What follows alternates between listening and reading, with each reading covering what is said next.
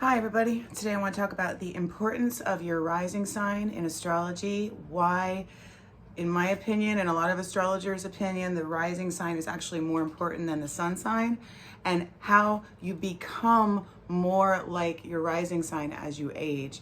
And there are reasons for all of this, and I'm going to go ahead and get into it today with you. It's just another little astrology lesson.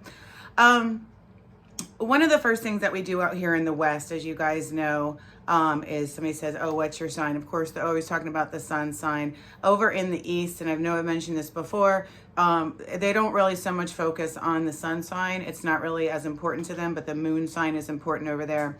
Now, when I do an astrology chart, which takes a long time and it's a process of finding the ruler of the ruler of the ruler of the ruler in any aspects, I always start with the rising sign. So let's say somebody is, a Pisces rising. I'm going to look at two planets there. I'm going to look at the placement of Neptune because Neptune rules Pisces, and I'm also going to look at Jupiter, okay, and then I'm going to see what sign those planets are in, what's aspecting, and then I go from there. So this is why astrology charts take a long time to do, and they're pretty expensive to get done if you go to a professional astrologer, because it's not just like looking at the planets and where they are, it's actually a system.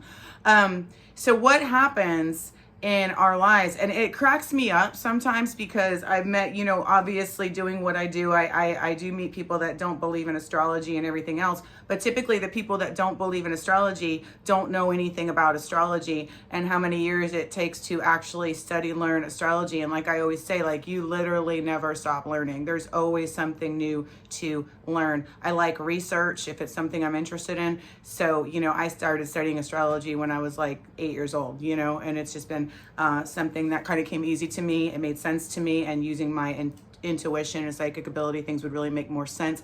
But it is a process to learn astrology. This is Lily.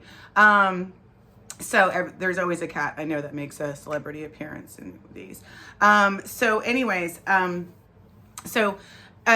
the people that don't believe in astrology, a lot of times those are the same people that look in them. When you read the horoscopes in magazines or just online, like, oh, like I'm a Scorpio sun over in the West. So it's like, oh, this is what's going to happen for you Scorpio suns. Okay, no, because what matters more is what your rising sign is. So let's say, Jupiter's in Taurus right now. Let's say somebody is, a Gemini sun or whatever, they might be like, it doesn't matter what their sun is. It's not going to affect that. It matters where they have Taurus. So if they're a Taurus rising ascendant, that's what's going to matter more, because that's how you determine where the houses are. There's 12 houses in the zodiac. So we don't look at the sun, where the sun is. We look at the rising sign to see how each house is going to be impacted through each transit or what's going on. So the rising sign is absolutely more important in predictions than the sun sign. And remember, the sun sign happens for a whole month. So, the rising sign is based on your exact time of birth, city, state. That's why it gets more specific, and it's just not that broad.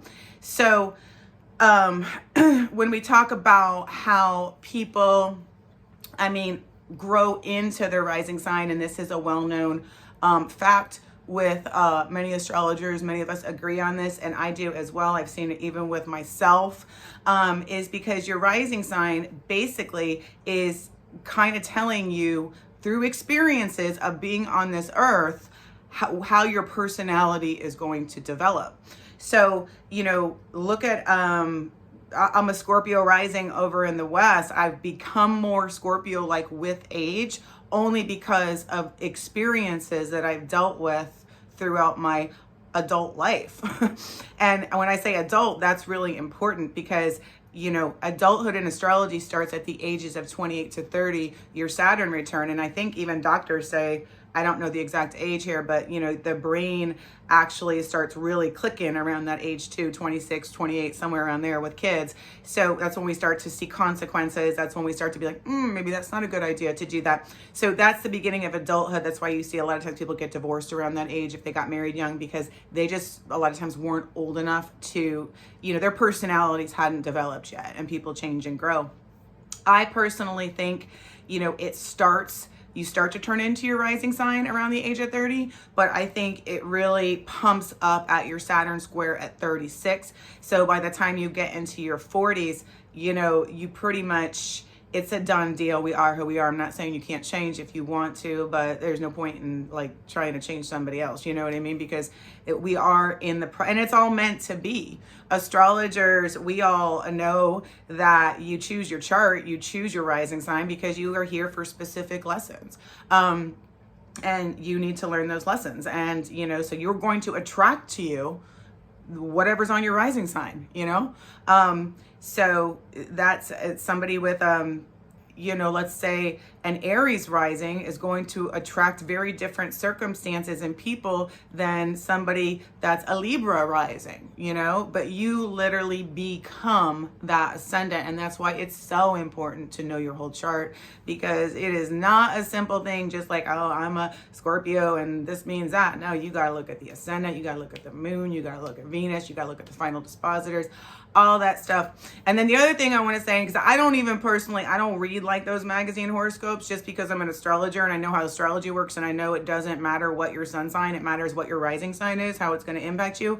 But we do, our signs change as we age because there's 30 degrees in a sign. So let's say, for example, I was born on October 24th, okay? So I'm only 1 degree. My sun is only 1 degree of Scorpio. So in 29 years from there, okay, around the time I turned 30, my sun went into Sagittarius. And now you can do this with whatever your degree is, okay, of your sun sign. You know, you might be one of the later degrees and maybe your sun went to the next sign when you were 4. I don't know. Mine just happens to be in one of the early degrees. My sun is in one of the early degrees of Scorpio. So, and it stays there for 30 years. So I still got a long time to go with my sun, like in the whole Sagittarius thing. But your natal chart never leaves you. It's always the psychology of who you are and your lessons. What changes is your circumstances and opportunities. And, you know, you're going to live out your ascendant, because that's what you're here to do. So more importantly than asking somebody their sign, guys, try to figure out what their rising sign is. It's going to tell you much more about them. The moon also is a big one. You know, like I said, over in the East, they really don't even mess too much with the sun. They pretty much focus on Lagna or ascendant and the moon sign.